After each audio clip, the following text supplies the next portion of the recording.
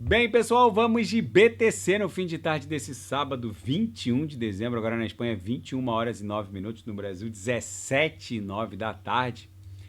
Gente, eu fico impressionado que com o desespero de alguns, tudo bem, a dominância voltou a subir, algumas altcoins estão até corrigindo de forma excessiva. É um movimento também liquidatório, tinha muita gente alavancada, mas basicamente a BTC rejeitou o transpasse de baixo para cima, de cima para baixo, esse patamar da VWAP mensal serviu como suporte. Agora de baixo para cima se transformou numa resistência. Vocês precisam entender que a gente ainda não viu a verdadeira euforia que marca o topo de um ciclo, gente. O período em que as coisas realmente vão ficar malucas ainda não começou. Esse cenário de terra arrasada, para quem está no mercado spot, basta começar a assistir uma série da Netflix, talvez no segundo ou terceiro episódio, isso aqui já volta para um patamar pré-dump, ou seja, a BTC aqui na banda de VWAP, eu estou no 6 horas ancorado pela banda de VWAP mensal. A BTC vai ficar mais uns 3 ou 4 candles aqui namorando e em algum momento ela vai romper. Lá no gráfico de 4 horas ancorado pela banda de VWAP semanal, a VWAP semanal segue em 102 mil dólares. É para lá que a BTC está indo. O mercado TradeFi, Wall Street, provavelmente está enchendo o balde com as melhores altcoins. Até porque assim que a nova diretoria da SEC tomar posse, vocês podem ter certeza que ETF de Solana, ETF de XRP, ETF de AVAX, ETF de multi-altcoins, com cesta de altcoins, setoriais inclusive, ETF com altcoins voltadas para RWA, ETF de altcoins voltadas para AI, tudo isso vai ser aprovado. Vem uma tsunami de dinheiro e o sujeito está preocupado com essa corretiva. Basicamente, a BTC rejeitou a primeira tentativa de transpassar de baixo para cima a VWAP mensal, mas na segunda ou terceira tentativa isso não deve acontecer. Isso é basicamente um movimento liquidatório. Tinha muita gente alavancada no sentido long. Meus amigos, vejam que a dominância está dando um presente de Natal para os senhores. E a gente tem tudo isso aqui para surfar. A verdadeira euforia que marca o topo de um ciclo não foi alcançada. Esqueçam esses supostos cripto-influencers que ficam vendendo topo quando não há topo. A gente mal conseguiu retornar para a canaleta virtual de alta da dominância, lembrando que a queda da dominância não significa queda na cotação da BTC. A queda da dominância é necessária para que um bull run das altcoins efetivamente aconteça. Basicamente, a gente está tentando retornar para dentro dessa canaleta virtual de alta e não está conseguindo. A dominância está tentando avançar para 60% e não está conseguindo. Ou seja, no próximo candle vendedor, provavelmente a gente vai perder esse fundo em 54%. E aí eu espero sinceramente que os senhoritos estejam embarcados nas melhores altcoins. Lembrando mais uma vez que a queda da dominância da BTC não significa queda na cotação da BTC. Pelo contrário, o market cap da BTC vai continuar se expandindo, a cotação da BTC vai continuar se expandindo, mas o market cap da BTC vai ocupar um espaço menor dentro do market cap de toda a criptografia, porque as altcoins é que vão se expandir de forma mais explosiva e exponenciada, ocupando um espaço maior no market cap de toda a criptografia. Eu insisto, enquanto a dominância não perder 46%, 47%, basicamente a gente não pode estar desembarcado. Quem não sabe o que comprar é só clicar no link abaixo. Gemas Altcoin Alert. Ali eu garimpei as 40 melhores altcoins em potencial de retorno para esse ciclo, subdivididas em 3 grandes categorias: as super large caps, que são aquelas altcoins de capitalização massiva de dezenas de bilhões de dólares, onde o risco dos senhoritos é insignificante, para não dizer irrisório, mas facilmente nas super large caps vocês vão fazer 1 vezes 4, 1 vezes 5, talvez até 1 vezes 6, ainda mais com essa queda de algumas que está sendo absolutamente bizarra. A segunda subclassificação são as middle caps, que ostentam um market cap um pouco menor, o risco é um pouquinho mais alto, não é um risco tão mais alto assim em relação às super large caps, mas facilmente vocês vão fazer um vezes 20 nas middle caps. E por fim, as micro caps e small caps, que são aquelas altcoins que ostentam um market cap bem menor, o risco é bem mais alto, mas se qualquer das micro caps explodirem, e é muito factível que isso ocorra, facilmente vocês vão fazer um vezes 50, talvez até um vezes 100. Na seara fática, ETFs de Bitcoin ultrapassaram os ETFs de ouro no mercado norte-americano. Hoje, há mais recursos sob gestão de ETFs de BTC nos Estados Unidos que ETFs de ouro. É bizarro. Gente, não ousem subestimar o início de um bull run. Sempre acontece a mesma coisa. Se a gente voltar no tempo, agora eu vou voltar aqui para o gráfico semanal, se a gente voltar no tempo, logo depois da mega agulhada do evento pandêmico, agora eu estou voltando para os idos de março de 2020, onde a BTC agulhou para 3.782 e desenhou o fundo do inverno cripto, que acabou sendo sucedido pelo bull run de 2021. Houve uma primeira pernada expansiva e houve uma corretiva. A primeira corretiva foi de 16%. No ciclo passado, que é esse que eu estou analisando agora, 2021, as corretivas ficaram entre 15%, 16% e 35%. Nesse ciclo está entre 15% e 30%. Essa última corretiva agora, que a BTC saiu de 108 e foi buscar 92,233, a gente corrigiu 15%. O ciclo anterior ostentou corretivas entre 15% e 35%. A corretiva subsequente foi 21% no ciclo de 2021. Foi ali onde a BTC caiu de 12 mil, foi buscar 8.700. Depois ela desenharia a maior corretiva do ciclo, onde a BTC caiu de 42 e foi buscar 28 mil. Eu lembro dessa corretiva, foi quase 35%. Eu lembro dessa corretiva. Muito Zé Topinho vendeu tudo nessa corretiva. Eu confesso que até eu fiquei assustado, porque a BTC saiu de 40 e tal, foi bater 28. Essa corretiva foi um teste de... Na verdade, o que aconteceu foi o seguinte. Havia muita gente alavancada, mas eu tinha para mim que o topo do ciclo de 2021 ainda não tinha sido desenhado. Não só pelo timing, porque foi uma corretiva de fim de ano, e acabou confundindo muita gente com o ciclo de 2017, 2018, que o topo foi alcançado também em dezembro, mas eu tinha para mim que havia mais gordura para queimar por conta da dominância. Muita gente que não usa... Gente, a única maneira de vencer esse jogo, eu vou ser bem sincero com os senhores, a única maneira de vencer esse jogo é controlar a dominância. Por que eu falo isso? Porque, basicamente, fazer uma análise pura e simples e seca com base na grade de expansão logarítmica exponencial acaba confundindo as pessoas. Essa corretiva aqui de dezembro de 2020, que acabou levando de 42 para 28, o fundo foi alcançado ali em janeiro de 28, confundiu muita gente. Mas se vocês basicamente controlarem a dominância, vocês não vão se perder.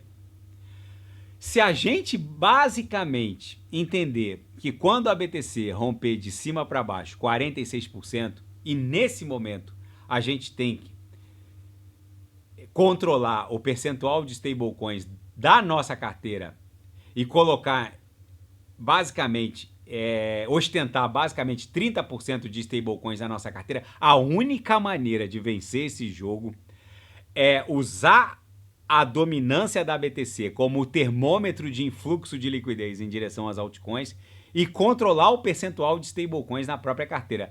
Eu tô no mundo cripto desde 2013. Não há outra maneira de vencer esse jogo. Naquela mega agulhada de 2021, agulhada da BTC, que ela caiu de 42 para basicamente 28 mil dólares, Eu confesso que ali eu fiquei em 30%, ali eu me posicionei em 30%, botei 30% do meu portfólio em stablecoins, que são altcoins pareadas a 1 para 1 contra o dólar. Ah, mas Renato, eu opero ETH e BNB contra a BRL. Tudo bem. Se vocês não gostam de dólar, fiquem em BRL. Quando eu falo stablecoins, é parear a uma moeda fiduciária soberana. Pode ser euro, tether, agora, enfim.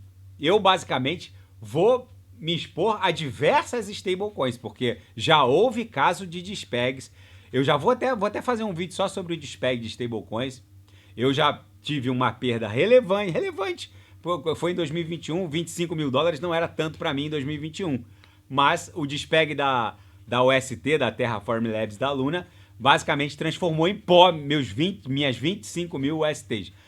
Mas voltando aqui ao nosso termômetro de influxo de liquidez em direção às altcoins, na mega agulhada de 42 para 28 mil dólares, o que aconteceu com a dominância? Voltou a subir, mas travou nesse patamar de 48%. E na semana seguinte, ao fundo lá de 28 mil dólares, ela abriu um candle vendedor. Aqui eu me posicionei em 30% em altcoins. Por quê? Porque a gente estava numa grande queda da dominância e aí a gente criou essa pernada. E a gente tinha esse topo aqui desenhado em janeiro e depois desenhamos esse segundo topo aqui em fevereiro. Logo depois a dominância voltaria a cair. Quando retestamos esse fundo, aí eu basicamente fui para 50%, eu coloquei meu portfólio em 50% em altcoins. Eu não vou cometer nenhum erro nesse ciclo. Se a gente perder esses cumes aqui, vocês podem ter certeza que 30% do meu portfólio criptográfico estará necessariamente protegido em stablecoins. Gente, vocês não podem brincar com isso. As pernadas são muito violentas. Como a nossa métrica para dominância no ciclo de 2021 era o fundo da dominância em 35%, eu achava, sinceramente, que a gente poderia buscar 35%. Mas aí, quando começou a voltar de novo para um patamar de 46%, 48%, aí eu fiquei com bem mais da metade. Eu já estava com 70%, 80% de stablecoins. Aí foi só mais uma paulada para cima para basicamente tirar do game quem não estava no game. Aí aqui foi um movimento de rescaldo. A maioria das altcoins não formariam mais topo, porque o topo da BTC em 69 mil já tinha sido alcançado aqui. Aqui foi um movimento de rescaldo. 99% das altcoins não formariam mais topo, e aí logo em seguida deu mais uma agulhada. Isso aqui basicamente foi algumas altcoins de alta octanagem que se expandiram muito, e aí depois o inverno cripto começou, toda a liquidez do mundo cripto foi sugada pela BTC. Vocês não podem brincar com isso. A única maneira de vencer esse jogo é controlar o próprio portfólio em termos percentuais de stablecoins. Então, bateu 46, 30% de stablecoins. Perdeu o centro gravitacional aqui dessa acumulação, que desenhou o topo do último ciclo, 50% em stablecoins. Sempre diversificando as stablecoins. Agora a gente tem RLUSD, tem PYUSD apoiada pela PayPal. Enfim, agora tem várias opções que não haviam nos ciclos anteriores. Agora tem mercado obrigacionista norte-americano tokenizado. Enfim, é uma dica de ouro que eu dou para os senhores para vocês não cometerem um erro crasso na hora do desembarque. Ainda na seara fática, empresas criptográficas vão bancar a posse mais suntuosa da história. Gente, as corporações criptográficas estão bancando uma festa de posse para o Donald Trump absolutamente inédita. A Ripple doou 5 milhões, a Kraken doou 4 milhões. Vai ser uma bizarrice o que tá por aí nessa posse do dia 20 de janeiro, desculpa. Michael Saylor detalha a estratégia de Bitcoin para impulsionar a economia digital dos Estados Unidos. Lembrando que o Michael Saylor é o novo amiguinho de infância do Donald Trump. Aceitou participar de um conselho de economia digital e criptoativos na Casa Branca, e ele basicamente está repetindo o que ele vem repetindo. Só que eu tenho que reportar uma coisa que ele disse. Ele basicamente está convencendo o Donald Trump de que o primeiro país do G7 que usar o Bitcoin como arma geopolítica vai condenar o resto do planeta a financiar o primeiro país. Basicamente, os Estados Unidos devem ser o primeiro país a criar um tesouro nacional em favor do próprio governo em BTC, e isso vai condenar o resto do planeta a financiar os Estados Unidos para sempre, vai acabar equalizando a dívida norte-americana. Agora, a mensagem mais impactante do Michael Saylor na plataforma X, ele disse que uma política e estratégia de ativos digitais vai fortalecer o dólar, neutralizar a dívida nacional e posicionar os Estados Unidos como líder da economia digital do século XXI. E ele disse que a avaliação dele para a capitalização do mundo cripto até o fim dessa década, pasmem os senhores, é de 590 trilhões de dólares. Eu vou repetir. A capitalização sugerida do Michael Saylor para toda a criptografia é de 590 trilhões de dólares. Gente, aí a gente teria que ir lá para a métrica que mede toda a riqueza global. Nesse site Visual Capitalista, a gente consegue visualizar toda a riqueza global, lembrando que o tamanho do quadradinho é proporcional à riqueza retratada. Como isso aqui foi reportado há 2 anos atrás, o mundo cripto tem que colocar vezes 10, mas mesmo decuplicando aqui o número de quadradinhos, não faria nem cosquinha no balanço patrimonial do Fed. Então, toda a prata do mundo é esse quadradinho, todos os criptoativos do planeta são basicamente 2 trilhões, que faz ali frente com os gastos militares do planeta. Aqui é o déficit norte-americano. Aqui são coin banknotes, ou seja, o dinheiro tangível, o balanço patrimonial do Fed. E por aí vai. Bilionários do mundo, o ouro, a fortuna das 500 maiores corporações empresariais do mundo, a fortuna retratada por todas as ações de todas as bolsas do mundo, 90 tri. É um pouco mais, porque isso aqui foi desenhado há 2 anos atrás. O débito global, e por aí vai. Os imóveis do planeta Terra, algo em torno de 280, deve estar em um pouco mais de 300 trilhões. Mas o Michael Saylor quer chegar aqui, ó, que é nos derivativos. Gente, a maior parte da riqueza líquida do mundo está em derivativos, que está ali em mais ou menos meio quatrilhão de dólares. É ali que o Michael Saylor quer chegar. A tokenização do mundo TradeFi vai colocar meio quatrilhão de liquidez nas DeFis, segundo o Michael Saylor. Então, quando a gente entrar numa defilhama, estou falando até o final dessa década, né? Mas pode eventualmente acontecer antes, não vai haver 123 bi de dólares bloqueados. Haverá, até o final da década, segundo o Michael Saylor, haverá meio quatrilhão. Aí fica para consideração de cada um, porque eu sei que vai ter muito kkk, hihihi, hahaha, mas enfim.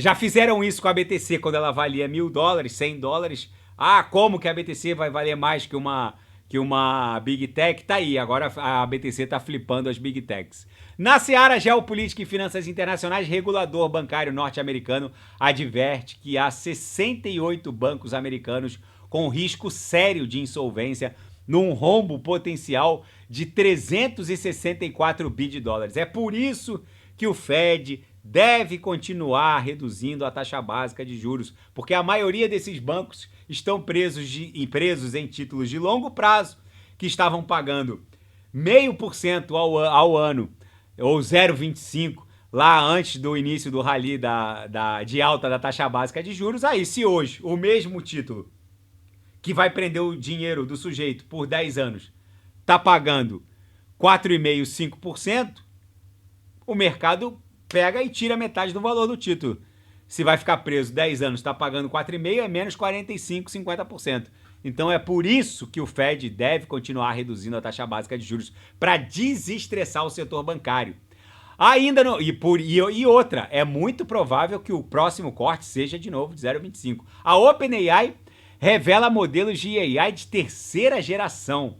Gente, tá havendo uma guerra fratricida não, mais do que fratricida entre as Big Techs. O Elon Musk está construindo o maior data center do mundo com a xAI. A Dell foi contratada para construir os gabinetes que vão receber as placas da NVIDIA. É uma bizarrice o que está acontecendo nessa guerra de Big Techs pela AI. Todas elas, Gemini, Microsoft, OpenAI, XX do Elon Musk, todas estão construindo mega interfaces de AI. A Meta também corre por fora. Enfim, e ainda na seara geopolítica, militares israelenses dizem que um míssil Houthi iemenita caiu aos arredores de Tel Aviv. 17 pessoas teriam ficado feridas. Não houve reportagem de... não reportaram mortos.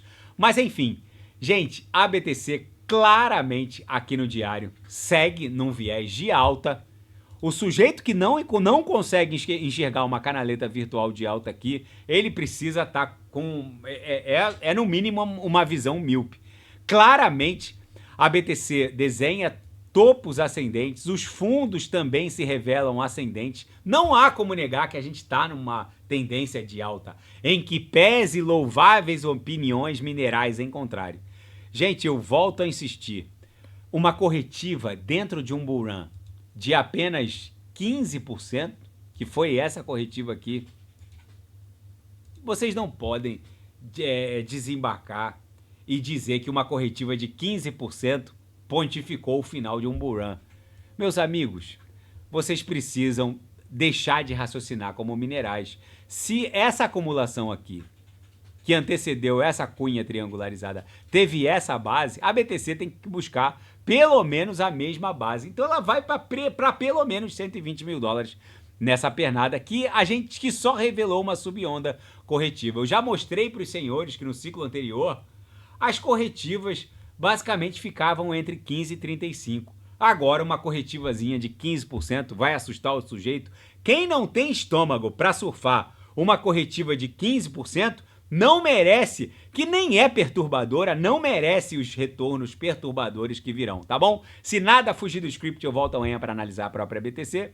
Fiquem com Deus e quem quiser sugerir, é só colocar nas mensagens abaixo. Até amanhã, grande abraço, fiquem com Deus.